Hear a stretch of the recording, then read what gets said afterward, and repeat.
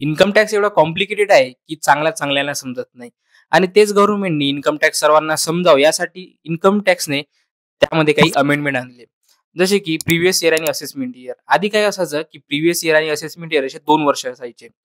तर previous year म्हणजे financial year, ज्या इयरमध्ये आपण पैसा कमवतो म्हणजे इन्कम अर्न करतो, तो झाला आपला फायनान्शियल इयर. आणि असेसमेंट इयर म्हणजे ज्या वर्षामध्ये आपण टॅक्स भरतो तो असेसमेंट इयर. आता करंट सिच्युएशनसाठी 2025-26 हे आहे आपला फायनान्शियल इयर म्हणजेच प्रिव्हियस इयर, आणि 2026-27 हे आहे आपला असेसमेंट इयर म्हणजे ज्या वर्षामध्ये आपण टॅक्स भरणार आहोत.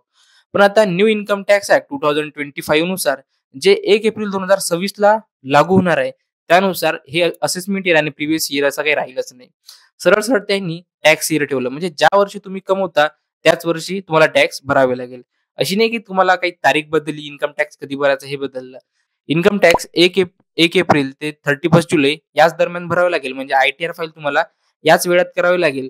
फक्त टॅक्स इयर हेच एकच इयर राहील. No assessment year, no previous year. असाच कॉमर्सचं नॉलेज वाढवण्यासाठी मला फॉलो करा आणि शिकत राहा कॉमर्सचं स्मार्ट नॉलेज.